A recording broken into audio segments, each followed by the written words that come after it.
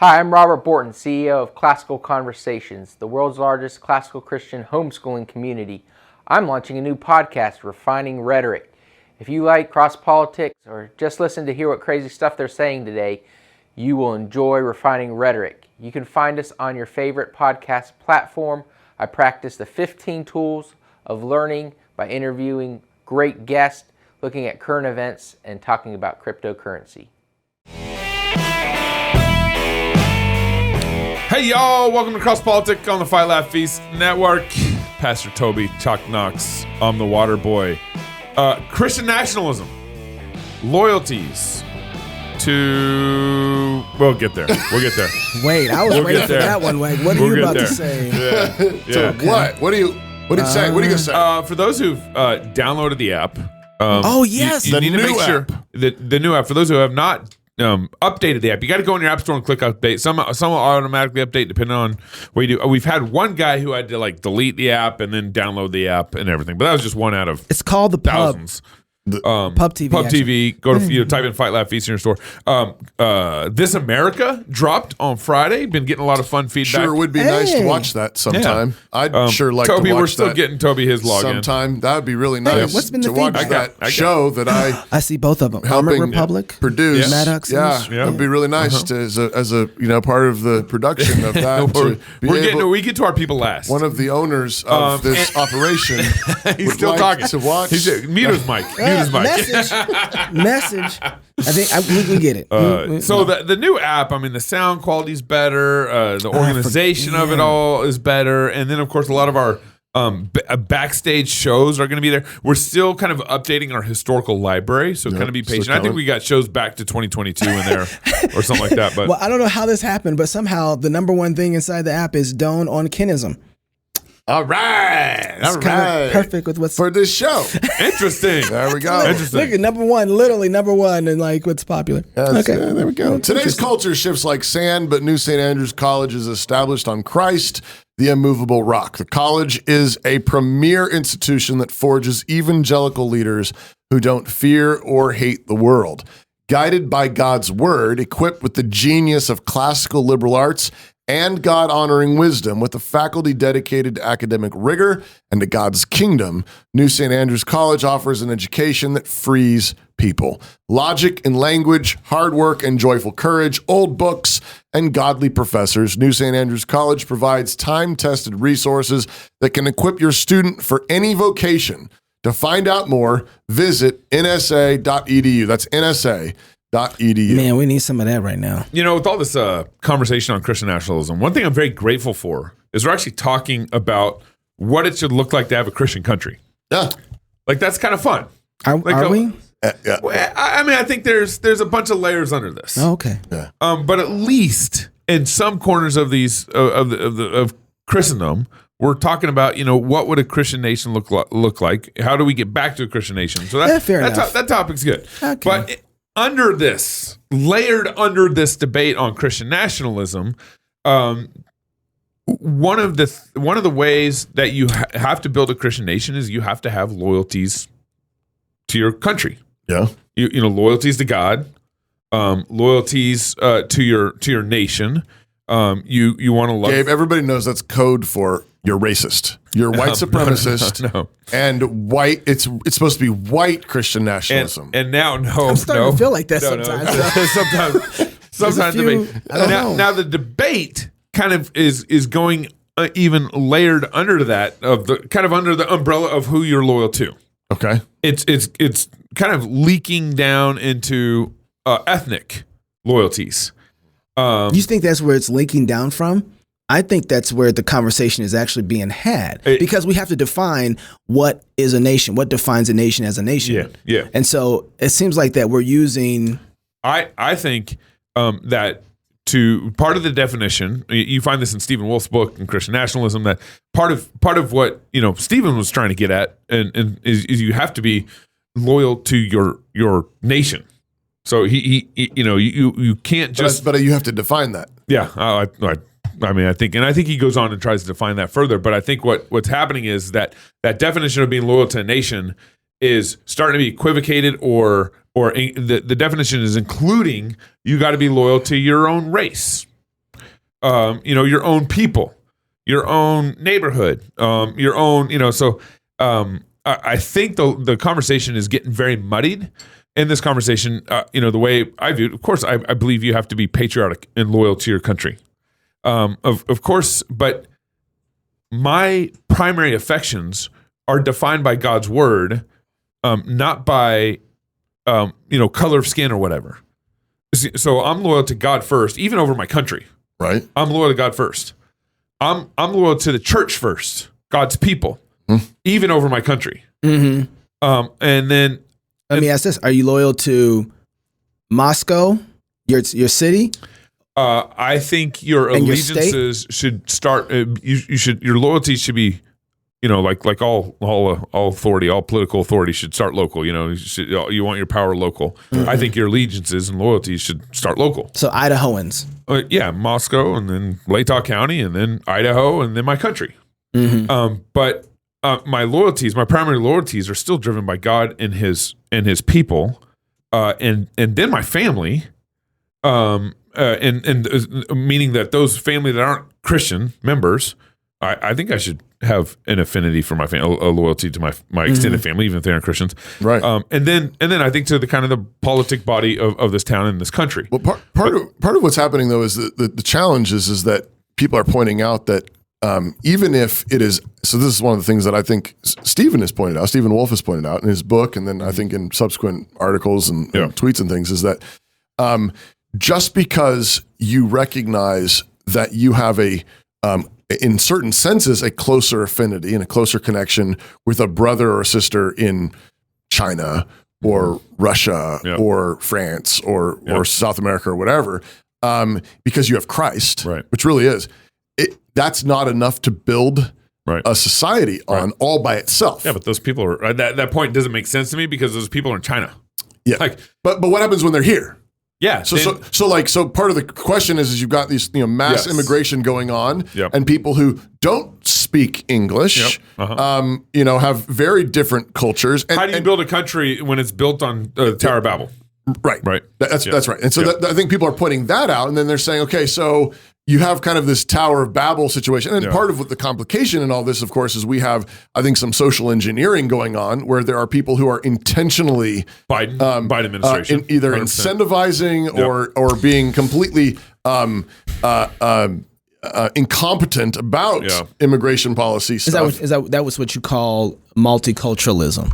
Right? Well, is that what that is? I think multiculturalism was an ideology that began as it's a secular utopia that says basically the reason why people fight each other and have wars is because of our differences. Right. But if you put them all in the same room long enough, they'll realize their differences are not worth fighting over, and then utopia will break out. Yeah. Now, I think that's a false gospel, first of all. So I reject multiculturalism for being a false gospel because they don't. Salvation doesn't come by diversity. That's right. Salvation doesn't come by Jesus. And sin is the problem. Yeah. And sin is what makes our differences so difficult.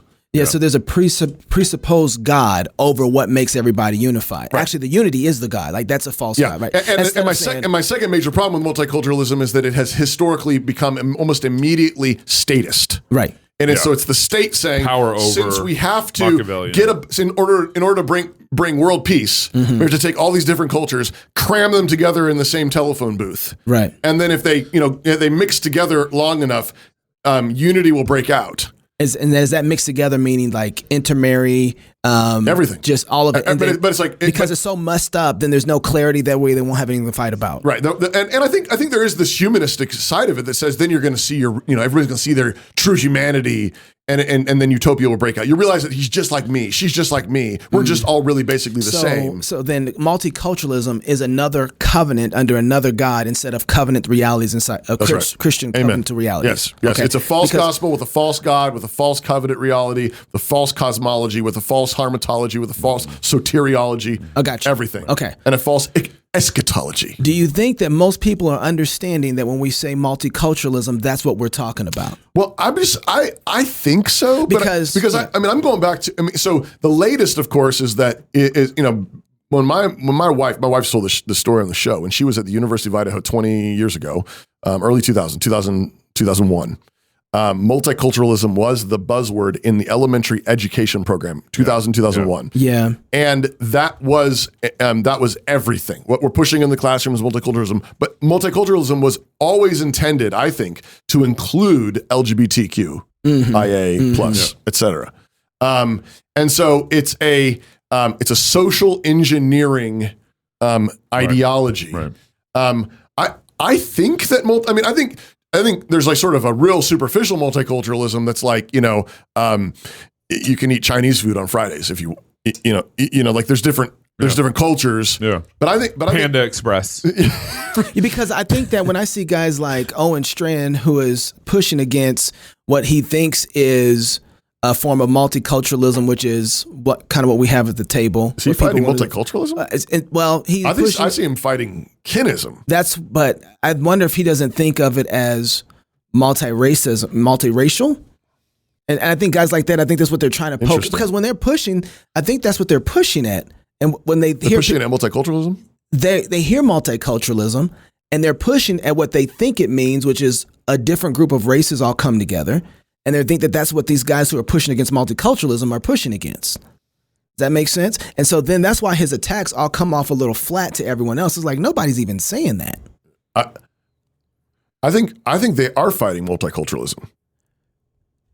No, that's you think Owen, or do you think both sides? I think Stephen Wolf is fighting multiculturalism. That's what I'm saying. But I'm thinking Owen is hearing the kind of multiculturalism where when we think of it nowadays, we hear, like multicultural churches. Yeah. Right, but I think that is frequently stems from. The classic. What's his name? Chandler. Matt Chandler. What's his quote? Yeah, you're a 7 or an 8. Yeah, I'd rather have a black 7 black than 7 a white 8. Yeah, something like that. But that is multiculturalism. The ideology bled into the church, where we think that there is some kind of automatic good, right, simply in pushing different cultures and ethnicities together. Yeah, and I think that's based on a false worldview. But there's something true to the fact of what the gospel does. That's right. To cultures coming together too. Yeah. And so it's inescapable not to have them. Yes. You can't. The question isn't if they're going to come together. The question is what is going to be the covenant by which binds those groups together. That's right. Yeah. So we're not. So, but I think part of it though too is also just recognizing that there are some creational realities. So there's the covenants, and I think there are national covenants, there's family covenants, and then there's church covenants. Sure. And then there's the covenant of grace, right, over top everything. But I think some, at least what I think I've seen Wolf pointing out, has been more along the lines of just practical realities of, you have to share enough things in common to be able to build a school, to be able to build a business. Like speaking the same language. Like just practical things like that. Yeah.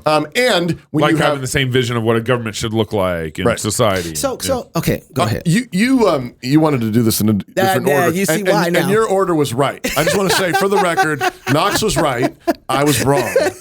But I think we can still do this. Flip it, yeah. So bring up Eric Kahn's quote of Stephen Wolf. This is what I think Wolf's getting at. Cultural diversity harms civil unity, for it undermines the ability for a community to act with unity for its good. The most suitable condition for a group of people to successfully pursue the complete good is of one of cultural similarity. This is taken from Stephen Wolf's book, The Case for Christian Nationalism. Yeah. And in that book, Wolf explains, I think, relatively well, that by culture and even by, I think when he uses the word ethnicity, he means culture, essentially. He means a particular people in a particular place with particular memories and personal connections. And shared values. Over generations, building together. Yeah. I think. Stephen Wolf, you can correct us from wrong. Okay, so but I think what he's talking about, so when he says, though, cultural diversity harms civil unity, I think what Wolf is getting at is multiculturalism? Yes. Okay. Multiculturalism. Right. Yeah. Multiculturalism harms civil unity. But if I take I would say it does because it's a false gospel fundamentally. Right. But I don't know if anybody hasn't read that book. By the way, I know that this is a decent quote because I know the guy who posted it, Eric Kahn. He's a dude. Yeah, he's a homie, right? Yeah. So I know that whatever I read and what he meant by it weren't the same thing. Okay. I understand that. Yeah. So that's why I feel like I'm not, there's some things I'm not getting. Well, that's part of what the problem in this conversation is that we've got critical race theory, Yeah. and the sort of the cultural Marxism that we have has been just shoved down our throats for the last number of decades is training us in materialism and training us in it's sort of which says that you are what makes you valuable is and your identity is bound up in your material, like your race, your ethnicity, your sexual identity, all these things. And I think what happens then culture. But I think part of what needs to happen is we have to work harder at defining what we mean by culture. Well, okay, and that's what that's the part that bothers us. Is like when people start talking about culture, then the very thing they say they don't mean by culture, then they start defining it, but it's exactly what I'm saying that they think they mean by it. And it's hard to find exactly. I think some of the conversations that you've gotten to on Twitter, I felt like I totally agree with everything you're saying. And then when people come to respond to you, they're like, yeah, but there is something inherently important in the culture. Right. Well, but I think the real words that are tripping. I mean, culture is part of it. I think people can it's a little bit broader. I think the word ethnicity makes it even harder because we've been trained to think of ethnicity in terms of race. I think Stephen Wolf tries to explain that ethnos and ethnicity is actually referring to national affinity, which is, again, he's trying to push it in a more cultural direction, which can include racial dynamics. Identity markers or whatever. But is far broader than that. But then someone like Andrew Torba comes along, and he posted something a couple days ago. God created different ethnic groups to preserve them as to preserve God's creation and is therefore an inherent good. He's referring to the Tower of Babel there. God created different ethnic groups. But what's the difference between what he just said and what Eric Kahn is reposting? Well, because I've seen guys defending this, even Stephen Wolf. Right. Well, I think, I don't know. I don't know if Stephen Wolf would put it just like this. Maybe he would. I think at least at the very least, I think where Wolf has written a book trying to define his terms, I've read not the whole book, but I've read a chunk of that book. I've read that section, and at least I know when Wolf is using this language, I have that Wolf's definitions in the back of your mind. But when you write, God created different ethnic groups to preserve them as to preserve God's creation and is therefore inherent good. I don't know how you don't immediately think that those are basically racial groups that need to be kept apart. Yeah. Now, people came on right after I replied to this. I said at best this is half-baked primitivism, and at worst it's a form of incestuous Judaizing, and radically misunderstands the cultural mandate and Great Commission. This is like saying God created different kinds of food to preserve them in their original state is to preserve God's creation and therefore an inherent good. So wine and cheese and tacos are out, y'all. Also, no mining, no fossil fuels, no building anything, no medicine, no changing or mixing anything that God made. Leave it raw and untouched, just like it was when God said it was good. No fruitful dominion for you. Despite the idolatry of statist multiculturalism, Christians must do better. To which Torba replied, then I suppose you won't mind if Biden sends 50,000 illegal immigrants to Moscow's door and moves them in. You'll have plenty of taco places to choose from. See, but what was Wolf's response? His was like, why do you have a problem with preserving? His question to me is, I'm genuinely curious as to why you're against multiculturalism. So, but how is he using multiculturalism there? Because you actually are saying you're against it, and he's curious as to why. But isn't he against it, and doesn't he understand why that you guys share the same reality? Yeah. I don't know. I'm not sure. This is what I'm saying. Like, it's driving me. What do you mean? Well, I think.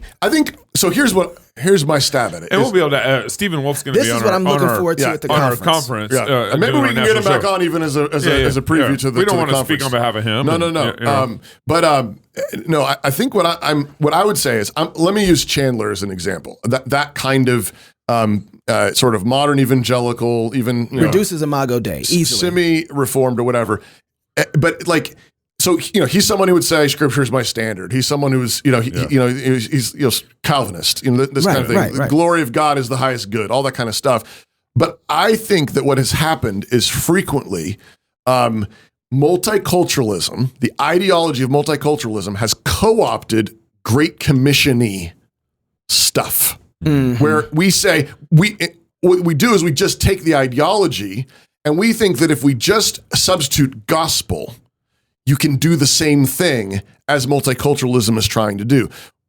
Smash them all together in the same church, give them the gospel, and pa-dang, new heavens and new earth. It's kind of witchcrafty. Yes. And it doesn't take into account creational realities, both maybe sin realities, just differences that are created, things that take time, things that take generations, things that take dominion. But I think there has been a kind of easy, how do you get rainbow churches? I think in part you get those rainbow churches because they swallowed the basically.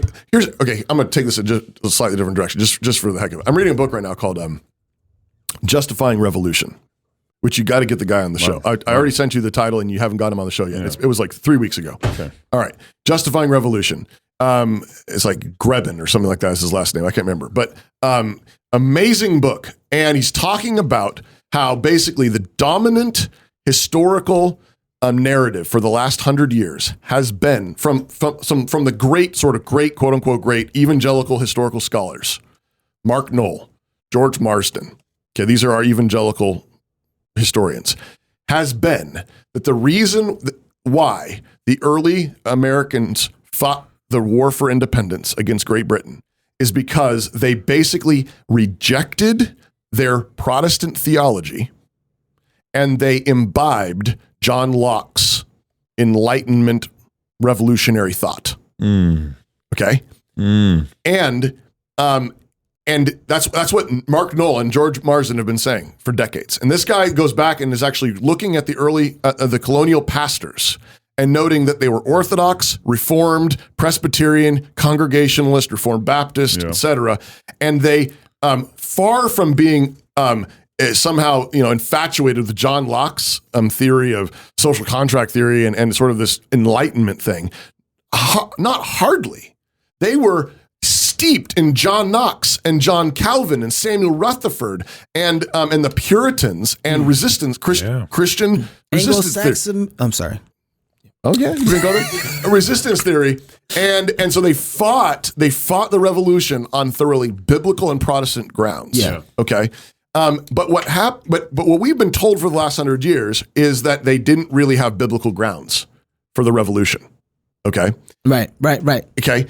And I think another piece of that is that because we've rejected the Bible speaking into all of life and giving us grounds for freedom and politics and when it is right and just and true to fight and so on, we have basically then we ceded the public square to the secularists. And following War I and World War II, and here I'm going to riff off of the book Strong Gods, The Return of the Strong Gods by Rusty Reno. Yeah. He points out that basically following the World Wars, the post-World War II generation decided that collectively that the best way to prevent none of that from happening again was to make sure that no one believed anything too much. Strong belief, which is, I think, just a new version of the Enlightenment, which said religions cause wars. Right. Okay. And so, but I think if you put those two things together in the evangelical church, that means that we have created a situation where we are ripe for assuming the multiculturalism paradigm, which is that if we can just get everybody together in the same room and we give them a little gospel, injection, somehow that gospel takes away everything and solves all our problems. I think that is what Wolf and others are reacting to. They're saying, no, it's not that simple. And that whole World War II paradigm was a lie. Right. To say that to say that basically you can if we just keep people from believing anything too much and we just soften all their sharp edges, we can get everybody in the same room, peace will break out. And I think that's not happened. Right. So we're living in the meltdown, the cultural meltdown of that attempt. You put all this together. Now, now where there's differences is I want to say I think we need to do a deep dive on sin. Like what is making this toxic? I don't think that it's just the fact that we have a bunch of immigrants. Yeah. Yeah. I think it's complicating things and making things difficult. But I think the problem is we have this toxic sin problem. Right. And we haven't been taking God's word and applying it to every area of life. I agree with that too. So, I don't know if that's making sense. No, it is, but it's let's say it. There seems to be a sniff test that the people who are fighting against multiculturalism are not passing. Yeah.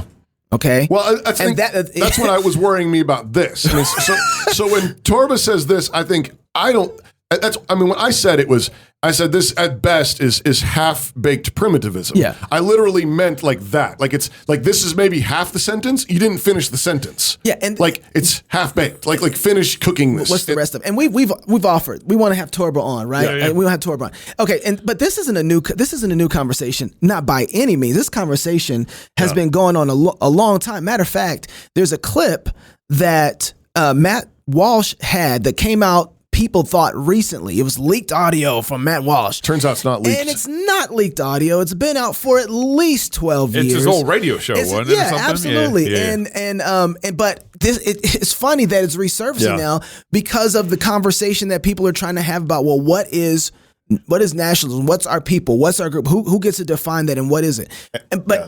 And you have two sides. You have some people trying to smear other people as racist. Yes, and I think that's trying to happen here with Walsh. Right, and that's why they're releasing this. Is they're trying to smear him as racist or white supremacist or Kinist or something like this. And then they do something else. You got to pay close attention to this. They preface the clip to tell you what to think about it. Yeah. If you look at the context, they'll write out what they want you to believe. What did they say? Matt Walsh says I can't remember exactly the details, but preserving white race Anglo-Saxism. Okay.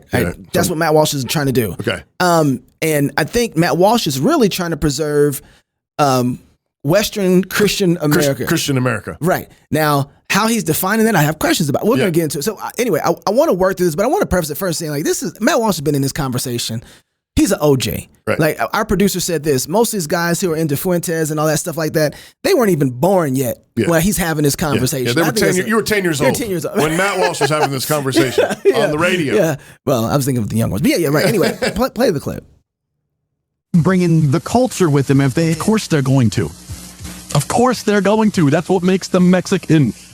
Of course they will. That is not. I'm saying if they stop identifying themselves as just Mexicans and they start, appreciating the country that they currently reside. What is the country? I mean, America. Well, then, what does that mean? If you take away the Anglo-Saxon culture, which is what started this damn country. Yeah, but not damn country. You can adopt philosophies, is my point. So I'm confused by race or culture. Like, what are you promoting? Both. You can't separate them. They're the same. Pause. Okay. Pause. Yes. You can't separate race and culture. Okay, first of all, that's BS. False. Okay, Right. but I just want to go back a little bit before that too. Most people who come over here, Mexicans illegally or legally, almost within a generation, they all identify as white. Right. Like, or for sure American. But no, they even identify as what that's what they go to statistically. Like literally, they check the box. That's why you see, This is like I'm Caucasian. Yeah, it says absolutely. Hispanic, and they skip over it and they go to Caucasian. Right. That within a generation, you'll see that. I remember having some friends in Minnesota, and this is not uncommon. They're like, yeah, I mean, Darren Doan, right? Yeah. Like he's like he didn't even know that he was Mexican.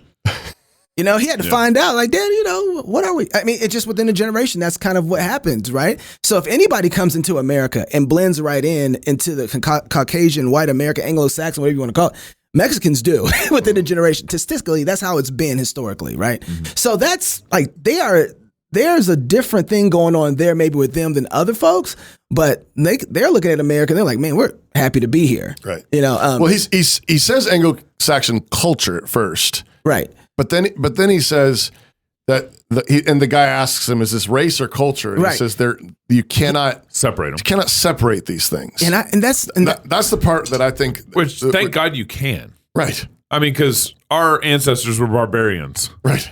Right. I mean, think of all the bad things that have come out of our previous cultures. And even God separated. Yeah. And even before, even before different immigrant groups have come in from other parts of the world, it was a mix of European countries. Yeah, right. It wasn't all Anglo-Saxon. It was German. It was French. It was Dutch. Scottish. It was all Scandinavian. I mean, these are... and maybe he means that Anglo-Saxon is catch for sort of all that, but it's Italians, whatever. I take first of all, I just like you said, I disagree with his premise. Period. But let's say that Anglo-Saxonism is the answer that founded America. I don't agree with that, but let's just say it is.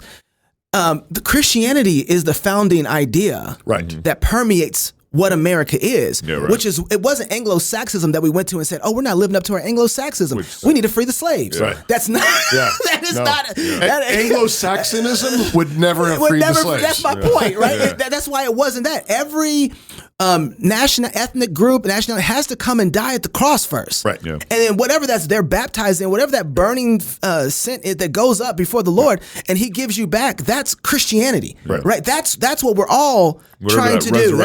That's what resurrection looks like in that. Now, but whatever was Anglo-Saxon ended up being baptized into and burning up, that's the reality of what we have. And it's all mixed up. It's not just one thing. And it better be, my wife and I are both black. My kids are black. We share two different cultures. I grew up in a completely different culture than my kids grew up in. Praise God. Yeah.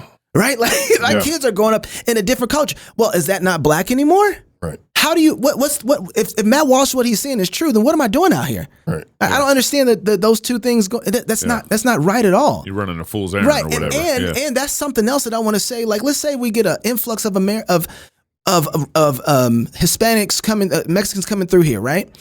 They have two different offices. You have the civil magistrate of what they're supposed to do, and you have a completely different office of what the church is supposed to do. Mm-hmm. If there's anybody that has the ability to transform hearts of the church, they are the best weapon at preserving anything of a nation because of the covenant that puts other subs underneath it, subcultures underneath it, right? There's a massive covenant. We were talking about this on Knox Unplugged last week with Michael Foster. But Christianity becomes the dominant culture. Right. That all the other cultures underneath can live in comfort with each other without conflict because of the overarching reality, and all of them been baptized into the same thing.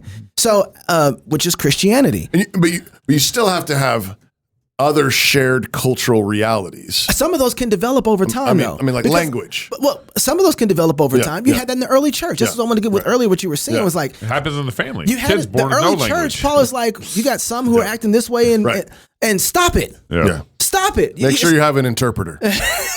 But for real, right? And you have to learn it. You have to figure it out. It's not. But I think here this is a place where as long as we are patient and there's enough shared values, 10 Commandments, baptism, right?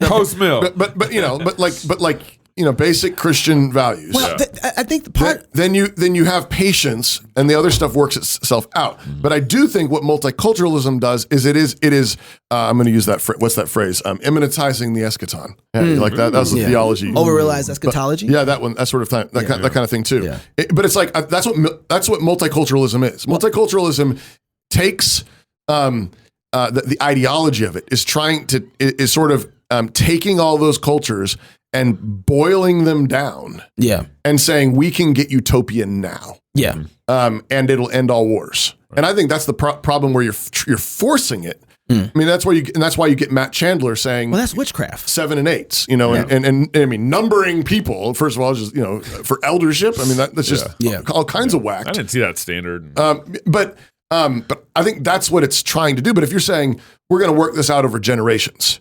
We're going to live in peace. We're going to worship God. We're not going to steal each other's stuff. We're going to honor, our parents. Right. I mean, again, 10 Commandments type stuff. Well, there's a real. This is where I don't think a lot of people in this conversation believe in a form of corporate sanctification. Right? There's a real God sanctifies nations, cultures, people over time. Absolutely. We think that where we're at right now just accidentally happened. Right. Yeah. No, that's the Spirit working, even through a broken nation to sanctify it. Right. All right, we can keep going because we'll talk about this forever. We can keep going. Go. What I'm saying is not like I'm making this up. This has just been the case. Go back through history. This is just the way it works. Is that a country is more than just a border. It's more than just a supply. If all America was just like a plot of land we happen to be sitting on, then it would mean nothing to me. Okay. But because it's also identified with a way of thinking, a way of life, a culture, a philosophy, because that was all there and it was an Anglo-Saxon thing, then you that's what I identify with. It's not the location and the geography that I identify with. Yeah, I like the rolling hills and I like the purple mountains majesty and all that too. But what I like most is the culture and philosophy that was distinctly Western Anglo-Saxon. Okay, so that's what I think the question fight is over. Who gets to own the center? But I think there's something like kind of like is white Anglo-Saxon. Like, I mean, is that something that had to be there? Is that something that needed to be there? Could it work without it? Yeah, I mean that's one. That's interesting. I think Mosh would have to say yes. I think he would. Yeah. I hope he would because I'm But I think later he actually says no. You can't have America without Anglo-Saxon. Well, you can't. I mean, in terms of like what actually happened, I'm giving him the benefit of the doubt. I mean, I want to give him the benefit of the doubt here. I'm thinking that the reason why it was dominated by Anglo-Saxon is because of the gospel and because so many of these Christians fled from Scotland and England when they were being persecuted, religious persecution, and they sought asylum through colonial charters in the New World. I mean, that's how they got here. Right, was fleeing persecution, and they all fled from different cultures. Yeah. Vastly different. Came here, and the unifying factor was. But for 100 years, though, they were relatively also kind of in their own cultures. Like the colonies were different from different countries. Yeah. You didn't have airplanes. And it was, but there was a shared sense of, but leave us alone, leave us free to worship God and govern ourselves as we see fit under these colonial charters. And then it was when the Parliament begins attacking that freedom that they begin banding together, saying, "But we want our freedom." Right. All right, keep playing. And that's what it was. And so when these other groups come, and you say, well, as long as they don't bring but they have brought their culture with them. So you can say as long as they don't, but they have and they will continue to. So let's forget about that because that's exactly what they're doing. And of course, but I think again here the thing is, what are we talking about with culture? Yeah, and again, I just think also that it's just not as simple as that. Mm-hmm. Like I think there are a part of every culture. There are things that need to die. Yeah.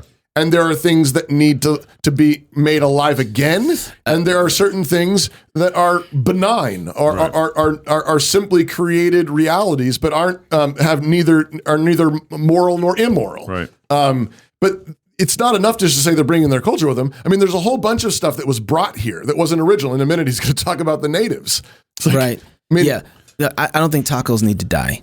I think they're praise God for them. That's on the good. All right, and I was going to say that I think one of the things that need to happen here is, America's culture is disintegrating, and I think that's one of the things that they're all frustrated. Everyone's frustrated about. Can I say that? Go ahead, but Gabe. but it's disintegrating, and they're trying to blame it on multiculturalism. And this is go ahead. I'll let you finish. And I grant you have to have a culture to invite people into. You have to have a strong, definitive, this is what you're coming into. Right. And we don't have that in America, which is why all these other countries are pouring in, and we're getting this multiculturalism across our country. We aren't giving the Mexicans any culture to assimilate to. Granted. Okay. I'm not disagreeing with you, but I got to say this. Yeah. We act as if we are going to fix the problem by replacing a certain type of system, when really this is what comes from idolatry. Mm-hmm. You can't just replace the system without fixing the idolatry and get blessing. Right. That's witchcraft. Yeah. Right.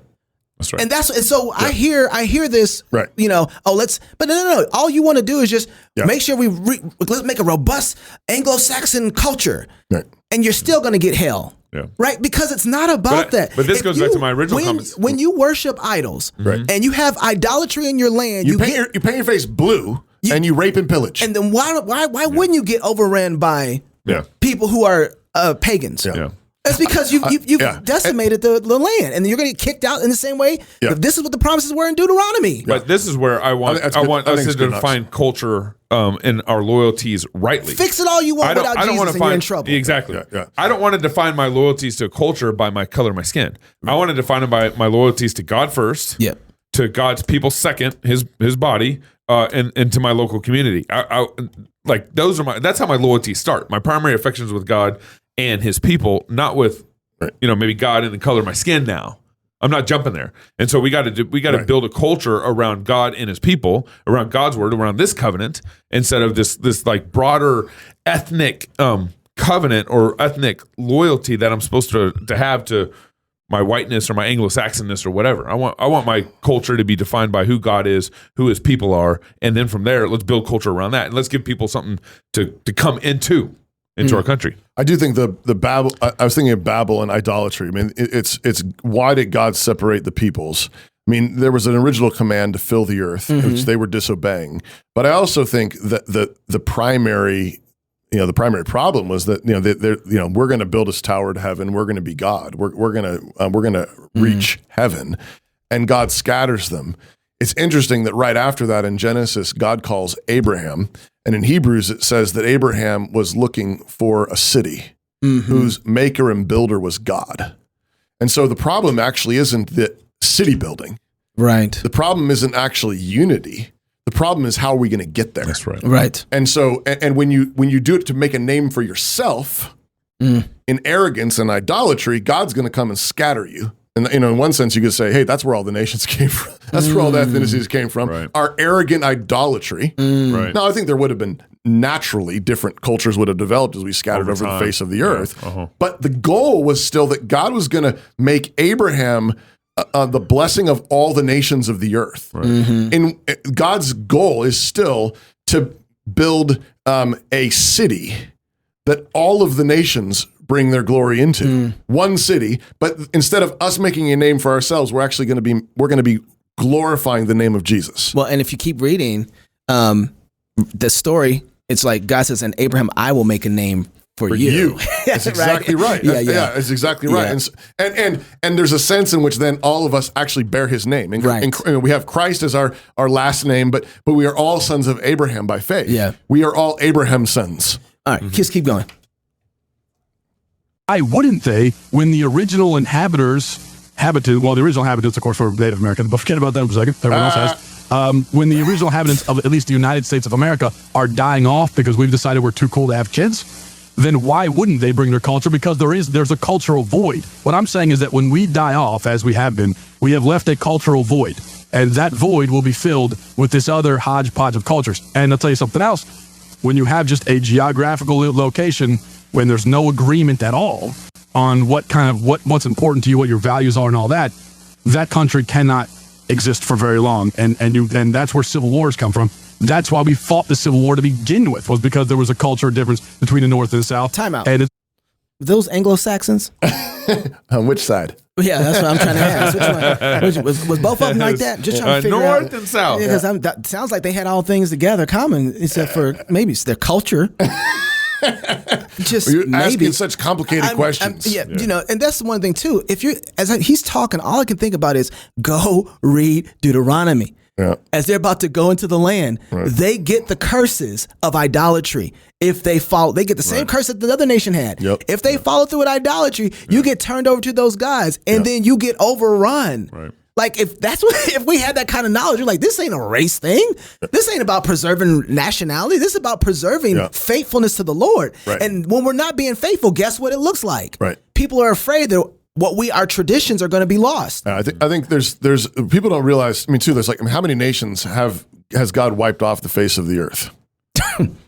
Right. Yeah. I mean, He has every right to wipe every one of our nations off the face of this earth. Now, I love America. I think that God has done something extraordinary in this place. Yeah. But as Pastor Doug has pointed out before, I think the most extraordinary thing about our country is that the men who founded our country knew that we were not extraordinary. That's right. I was just sharing that clip. They knew the nature of man. Yes. And I don't think it had any. I don't think they were looking at themselves like we are white people. No, they said we are descendants of Adam. And we don't trust us. We don't trust us. We are corrupted by power. We have too high a view of ourselves. We are arrogant and we are idolaters.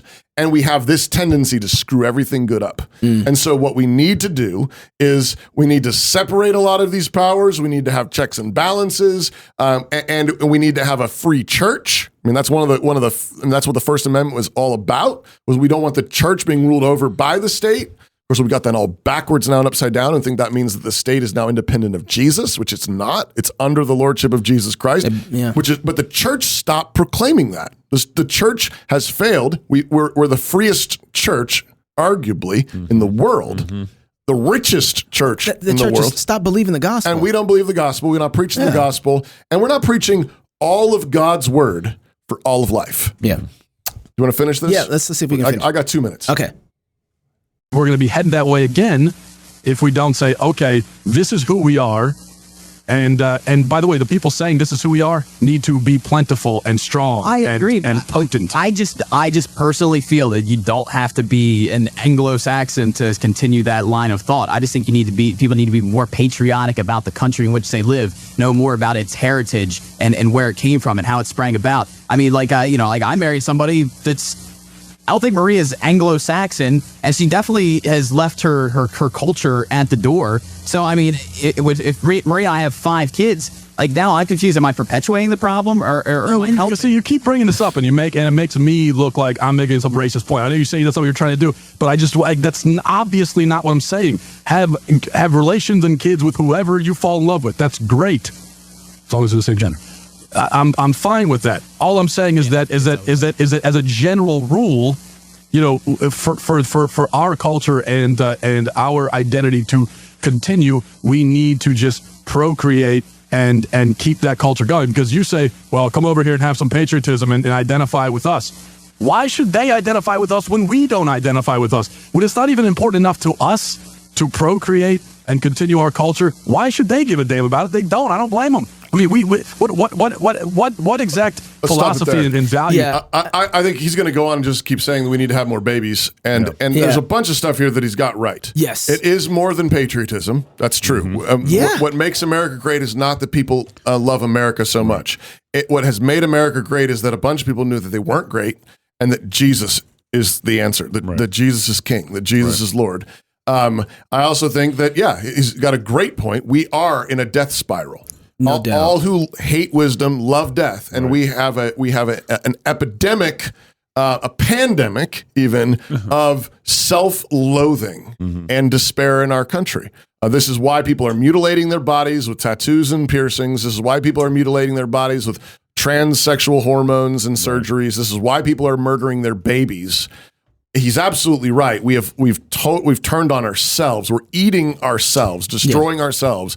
And he's right. I mean, we're committing cultural suicide, and that we if the Lord doesn't stop us, we could go extinct. But the answer isn't just a bland patriotism. Right. The answer is Christ, and the answer is the hard work of marriage and family and building churches and businesses and loving your neighbor and loving your enemy over generations under Christ. And just having babies isn't it. All by itself. All by itself. It's just a part of the equation that, anyway, there's so much to say about that still. All right. If you're single, get married. If you're married, have you some kids. And if you have kids, go baptize them. Until next time, love God with all your heart, soul, mind, and strength. Love your neighbor as yourself. Go fight, laugh, and feast. This is Cross Politics.